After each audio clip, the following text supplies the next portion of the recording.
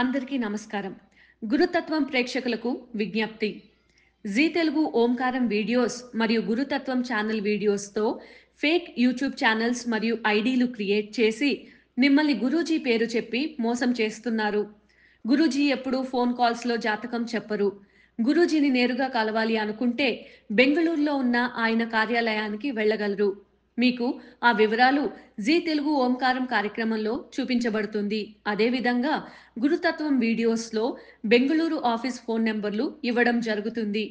ఇటువంటి మోసాలు జరిగినప్పుడు గురూజీకి కానీ గురుతత్వం ఛానల్కి కానీ జీ తెలుగు కార్యక్రమానికి కానీ ఎలాంటి సంబంధం లేదు అని గుర్తించగలరు. బ్రహ్మోస్మి శ్రీ గురుభ్యో నమః. హరి ఓం. గురు బ్రహ్మ గురు విష్ణు గురు దేవో మహేశ్వరః గురు సాక్షాత్ పరబ్రహ్మ తస్మై శ్రీ గురువే నమః. గురువే సర్వలోకానాం విషజే భవరోగిణాం నిదయే సర్వ విద్యానాం దక్షిణామూర్తయే నమః. ఆదిశేషాయ నమస్తుభ్యం అనంతఫలదాయకం నమోऽस्तु పద్మనాభాయ నాగానాం పతయే నమః. సర్వేభ్యో మహాజనభ్యో మాతృపితృదేవతభ్యో ఆచార్య దేవతభ్యో నమో నమః.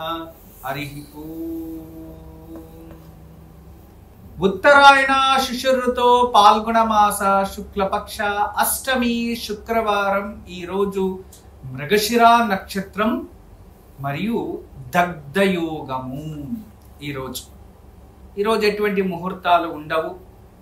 ముహూర్తాలు నిర్ణయించిన అవి ప్రతిఫలించవు.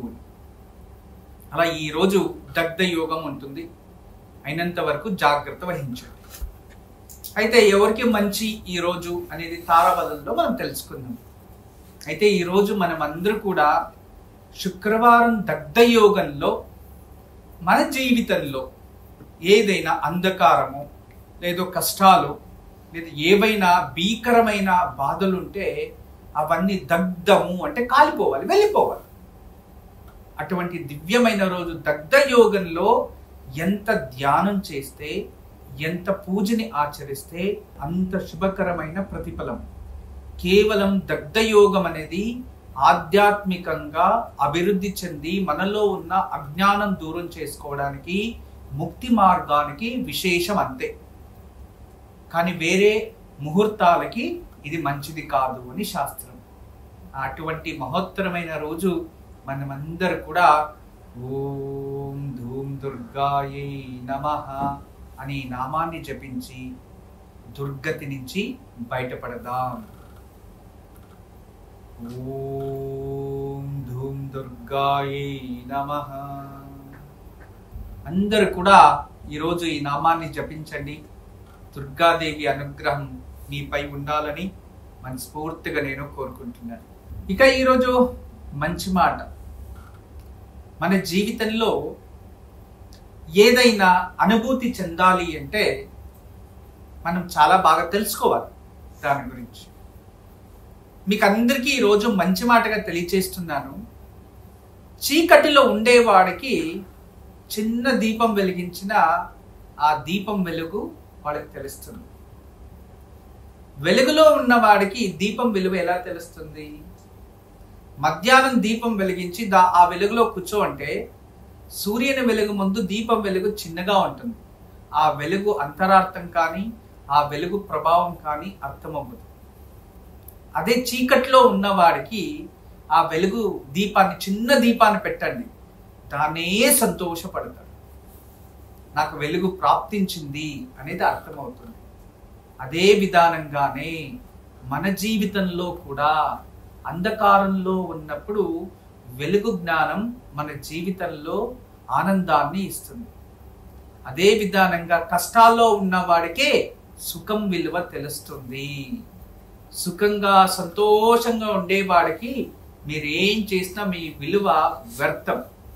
అందుకే మీ జీవితంలో ఎవరికైనా ఆపదలో ఉన్నప్పుడు ఆగుకోవాలనిపిస్తే, కష్టంలో ఉన్న వారికి సహాయం చేయాలి అనిపిస్తే దాన్ని ఆలోచించి వీళ్ళ జీవితంలో ఎంతవరకు అంధకారం ఉంది, ఎంతవరకు నిజం, ఎన్ని కష్టాలు ఉన్నాయో తెలుసుకొని దానికి రిలేటెడ్గా మీకు అనుకూలమైతే ఆ సహాయాన్ని చెయ్యండి. ఎందుకంటే చిన్నవారికి సహాయం చేస్తే వాళ్ళ జీవితంలో ఆనందాన్ని చూడొచ్చు. ఏదో పెద్దవారికి సహాయం చేయడానికి వెళ్ళి వాళ్ళ ముందు మనం చిన్న దీపంగా అయిపోయి మనము చేసే సహాయానికి విలువ లేకుండా చేసుకోకండి. ఈ మాటలో చాలా అంతరార్థం ఉంది. ఈరోజు నేను చెప్పిన మాటలో దీన్ని చాలా జాగ్రత్తగా గమనించండి. దీనికి చిన్న కథ తెలియచేస్తా వినండి. ఒక గురుకులంలో ఉన్న శిష్యుడు గురువుని అడుగుతాడు, గురుగారు, ఇక్కడ మనుషునికే ఎందుకు అన్ని కష్టాలు వస్తూ ఉంటాయి? ఈ గురుకులంలో నాకే కష్టాలు ఎక్కువ ఉన్నాయనిపిస్తున్నాయి. కష్టాలు ఉంటేనా జీవితం? కష్టాలు లేకుండా ఆనందంగా సుఖంగా బతకచ్చు కదా గురుగారు, దానికోసం ఏదైనా నాకు మంచి మంత్రం చెప్పండి అంటాడు. దానికి నవ్వి సైలెంట్గా అయిపోయి సాయంత్రము, ఆ రోజు అమావాస్య ఉంటుంది, ఒక దేవాలయానికి వెళ్ళాలి. అక్కడ దేవాలయంలో వెళ్ళి దీపం వెలిగించి రావాలి. ఆ రోజు సాయంత్రం ఇతన్ని పిలిచి, ఇదిగో నువ్వు ఈరోజు దేవాలయానికి వెళ్ళు, 7 గంటలకి ప్రారంభం అవి ఇక్కడి నుంచి. అక్కడ వెళ్ళేలోపు 8 గంటలు అవుతుంది. తర్వాత అక్కడ దీపం వెలిగించి మరొక దీపాన్ని చేతిలో పట్టుకొని నువ్వు ఇక్కడ రా అని తెలియచేస్తారు గురువుగారు. సరే అని 7 గంటలకు బయట వెళ్ళి చూస్తాడు. అమావాస్య, చంద్రుని వెలుగు లేదు, భీకరమైన చీకటి. అసలు అంత దూరం ఎలా వెళ్ళాలి అని అర్థం కాకుండా భయంతో అడుగడు, అసలు ఏం కనబడదు. ఇక కష్టపడి చేరుకుంటాడు. ఎటువంటి కష్టం అంటే ఇంకా ఏం జరుగుతుందో అని, ఎక్కడ ఎటువంటి శబ్దం వచ్చినా ఇతను గుండె 1:double, అంటే ఆ గుండె విలువ 1:double వినబడుతుంది ఇతను. అలా భయంతో వెళ్ళిపోయాడు. వెళ్ళిన తర్వాత దేవుడి గదిలో దీపం అక్కడ వెలిగించాడు. అంతా అయిన తర్వాత వచ్చేటప్పుడు ఆ దీపాన్ని పట్టుకొని వస్తూ ఉంటే ఆ దీపం వెలుగు భూమి పైన పడుతూ ఉంది. చక్కగా హ్యాపీగా వచ్చేసాడు. వచ్చిన తర్వాత గురుగారికి నమస్కరించి ఆ దీపం పక్కన పెట్టి, గురుగారు నన్ను క్షమించండి అన్నాడు. ఎందుకప్ప ఏమైంది అంటే, జీవితంలో కష్టాలు అనుభవించే వారికి సుఖం విలువ తెలుస్తుంది అనేది నాకు ఇప్పుడు అర్థమైంది గురుగారు. నేను వెళ్ళేటప్పుడు చీకటిలో నేను వెళ్ళినప్పుడు మళ్ళీ వెలుగు విలువ నాకు తెలిసొచ్చింది. ఆ దీపం వెలుగులో నేను ఎప్పుడైతే వచ్చానో అప్పుడు నాకు తెలిసింది ఆ వెలుగు విలువ. నాకు ఇలా పాఠం నేర్పినందుకు చాలా ధన్యవాదములు అని చెప్పి గురువుకి నమస్కారం చేస్తారు. అలా మన జీవితంలోనూ అంతే. ఎప్పుడే కానీ ఇతరులు ఎవరైనా కష్టాల్లో ఉన్నప్పుడు మనం వాళ్ళకి కాస్త సహాయం చేస్తే ఖచ్చితంగా వాళ్ళ జీవితంలో వెలుగునిచ్చినట్టు అవుతుంది. ఎడ్యుకేషన్కి సహాయం చేయండి, వివాహం సహాయం చేయండి. కిందగా ఉన్నవాళ్ళు, మనకన్నా ఎక్కువగా ఉన్నవాళ్ళు ఈ కాలంలో ఎలా ఆలోచిస్తారంటే, ఒక అతని దగ్గర 1 కోటి రూపాయలు ఉంటుంది అనుకోండి, అతను ఏదో 1 లక్ష అడుగుతాడు. లేదు అంటే ఒక పెద్ద ఆయన ఉంటాడు, ఆయన తీసుకెళ్ళి ఈ పెళ్లి వాటిలో వీటిలో గిఫ్ట్లు ఇవ్వడం, అవి ఇవి చేస్తూ డబ్బులు ఇవ్వడం, ఏదో సహాయం చేద్దాము అని చేస్తారు. ఎందుకంటే మనలాంటి వాళ్ళు వాళ్ళ దగ్గర ఎంతో మంది ఉంటారు, మనం చేసేది వాళ్ళకి గుర్తుండవు, వాళ్ళకి అవసరం లేదు, ఎందుకంటే వాళ్ళ దగ్గర ఉంది కాబట్టి. అదే కష్టాల్లో ఉన్నవాడు లేనివాడి దగ్గర దాహంగా ఉంటుంది, తాగడానికి నీరు లేదు అనుకో, వాళ్ళకి 1 గ్లాసు వాటర్ ఇవ్వండి, అమ్మా నా జీవితం బతికింది అనుకుని ఎంత తృప్తి చెందుతారు. అదే కష్టంలో ఉన్న వారికి సహాయం చేస్తే వాళ్ళ జీవితాంతం గుర్తుంచుకుంటారు. అదే సుఖంగా ఆల్రెడీ ఉన్న వారికి మీరు ఏం చేసినా కూడా వాళ్ళు మర్చిపోతారు. గుర్తుపెట్టుకోండి, జీవితంలో అవసరం ఉన్న వారికి మనం ఏ సహాయం చేసినా అది దైవ సమానం అవుతుంది. వాళ్ళు కూడా ఆ సహాయాన్ని పొంది కృతజ్ఞత తెలియజేస్తారు ఏదో ఒక రోజు. అయితే అవసరం లేని వాళ్ళకి మీరు సహాయం చేస్తే ఎండలో దీపం వెలిగించి నాకు వెలుగు కావాలి అని కోరుకునేలాగా అవుతుంది. అర్థం చేసుకోండి ఈ కథ వెనుకున్న సారాంశం.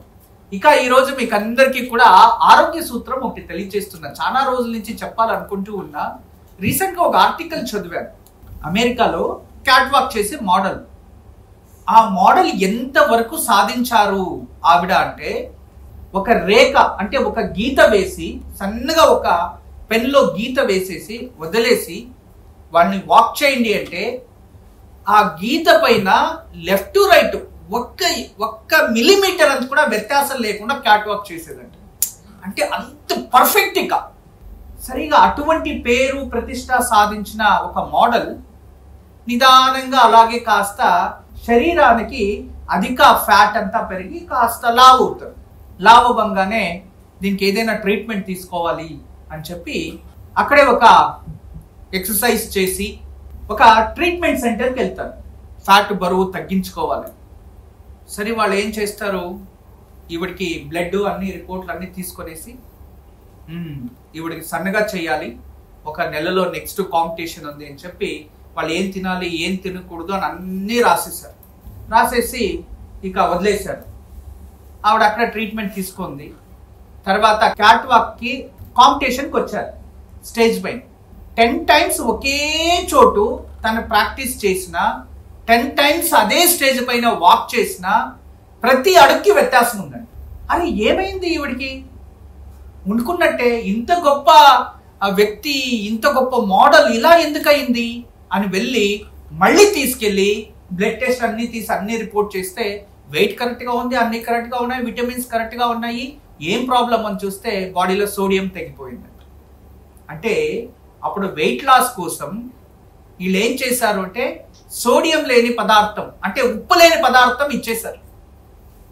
దానివల్ల అమ్మాయికి బాడీ షేకింగ్ స్టార్ట్ అయింది, తడబడడం కాళ్ళల్లో స్టార్ట్ అయింది, నరాలు వీక్నెస్ స్టార్ట్ అయింది. ఇవన్నీ జరిగాయి. తర్వాత తన బ్రెయిన్ కూడా అంటే తల తిరగడం అంటాం కదా, అవి స్టార్ట్ అయింది. తర్వాత ఆ డాక్టర్ మళ్ళీ పరీక్షించి వాళ్ళకి ఇదిగో మీ ఏజ్కి 2 నుంచి 3 grams మీరు ప్రతిరోజు తీసుకోవాలి అని చెప్పి ఆర్డర్ చేస్తే మళ్ళీ నెక్స్ట్ మంత్ లోపల తను కరెక్ట్గా అయిపోయింది. ఇది ఆరోగ్య సూత్రం అంటే. గుర్తుపెట్టుకోండి, ఎవరైతే 40 above 60 above ఉంటారో వాళ్లకు ఒక్క రోజుకి 1.5 gram మాత్రమే ఉప్పు సేవించాలి ఉదయం ఈ 24 hours కి. అంటే ఒక రోజుకి 1500 mg అంటే మిలీగ్రామ్స్, అంటే 1.5 gram. ఇంకా 20 సంవత్సరాల నుంచి 40 సంవత్సరాల మధ్యలో ఉన్నవారు 2 నుంచి 3 grams అయితే తీసుకోవాలి, ఆరోగ్యంగా మంచిగా ఉన్నవారు. ఇక రోజు స్పోర్ట్స్, ఎక్సర్సైజ్, క్రికెట్, వాలీబాల్ ఇవన్నీ బాడీ అంటే ఈ మల్ల యుద్ధం చేసేవారు, తర్వాత ఎక్సర్సైజ్ చేసేవారు, ఈ పెద్ద పెద్ద కండరాలు వేసుకొని రోజు వర్కౌట్ చేస్తారు కదా, వాళ్ళు 3 నుంచి 4 grams తీసుకోవాలి. 4 grams above అధికమైన గుండెపోటు ఉన్నవారు అధికంగా సోడియం అంటే ఉప్పు తీసుకోవడం వల్ల హార్ట్ అటాక్ అవుతుంది, కిడ్నీ ఫెయిల్యూర్ అవుతాయి, రక్తపోటు పెరిగిపోతుంది. అదే విధానంగా సోడియం పూర్తిగా తగ్గిపోతే కూడా సేమ్ ప్రాబ్లం, కిడ్నీలు ఫెయిల్యూర్ అవుతాయి.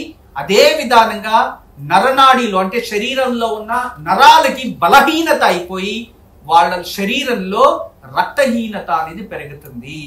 ఇవన్నీ జరుగుతాయి. అందుకే జీవితంలో అన్నిటిని బ్యాలెన్స్ చేయాలి.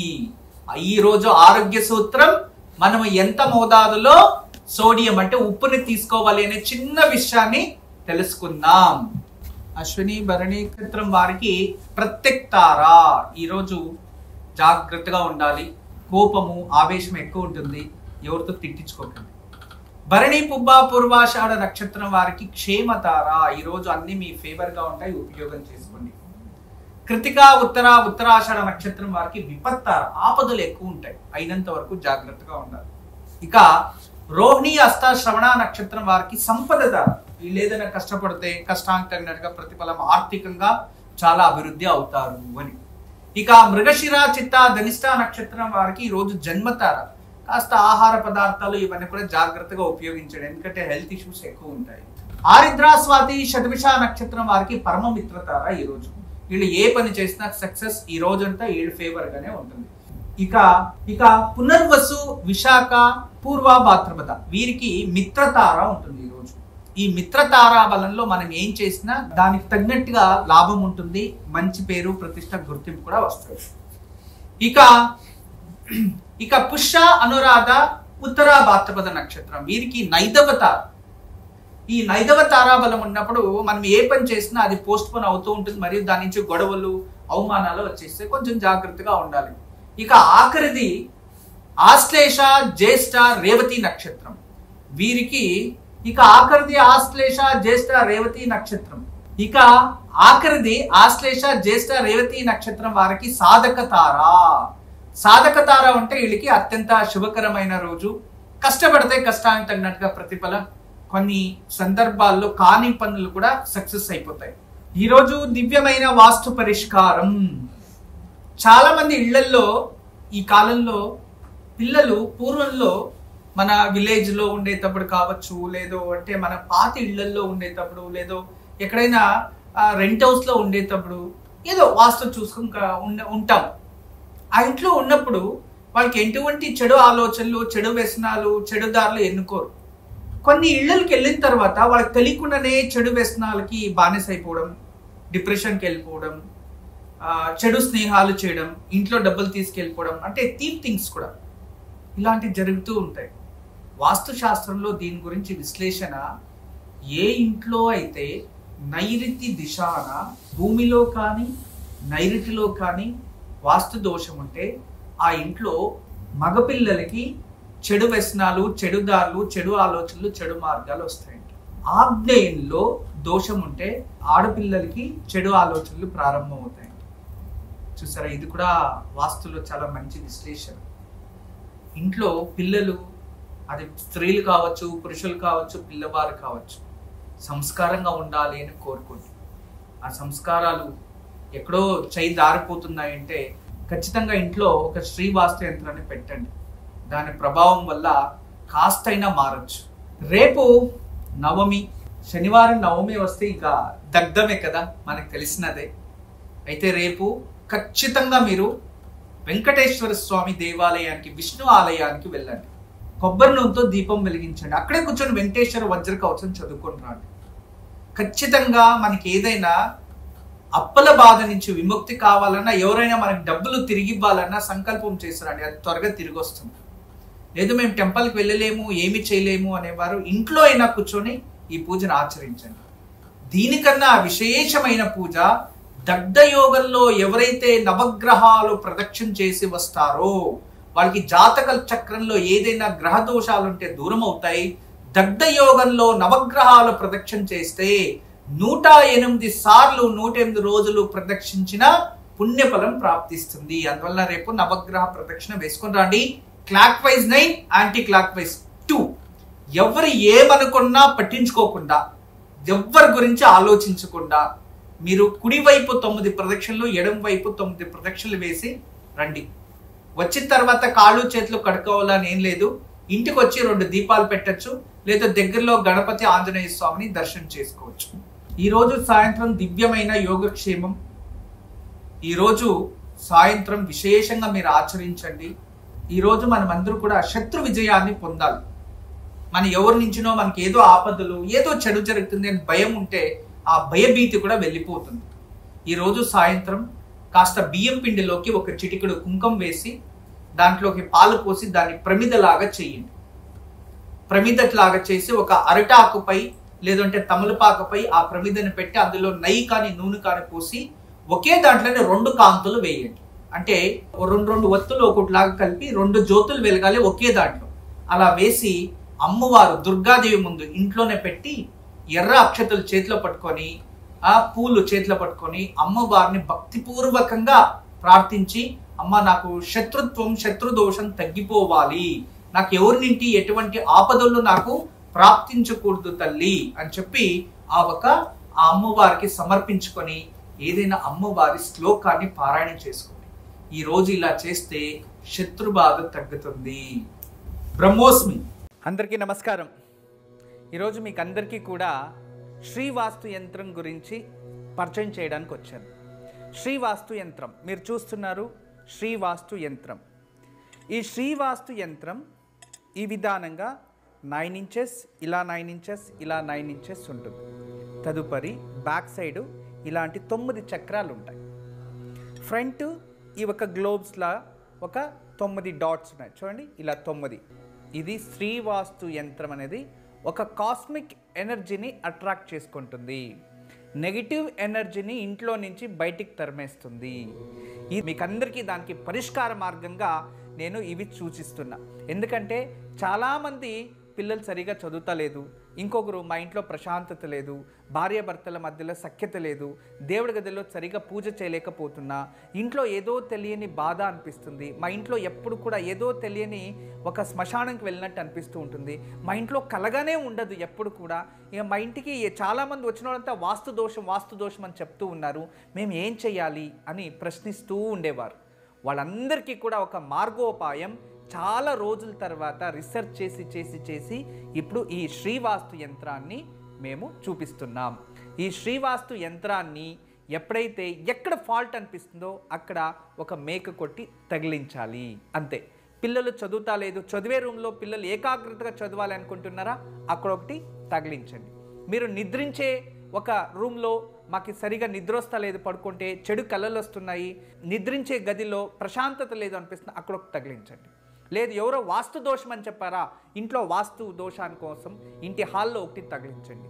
లేదా పూజ గదిలో ఏదో ప్రశాంతత లేదు, సరిగ్గా ఏకాగ్రత లేదు, మెడిటేషన్ చేయలేకపోతున్నా అంటే పూజ గదిలో ఒక మేక కొట్టి అక్కడ ఒకటి తగిలించండి. ఎక్కడైతే ఇంట్లో వాస్తు దోషం ఉంది అని ఎవరైనా చెప్తారో ఆ ప్రదేశంలో ఆ ప్లేస్లో జస్ట్ ఒక మేకు కొట్టి దాన్ని తగిలించండి, ఆ వాస్తు దోషం అక్కడి నుంచి వెళ్ళిపోతుంది.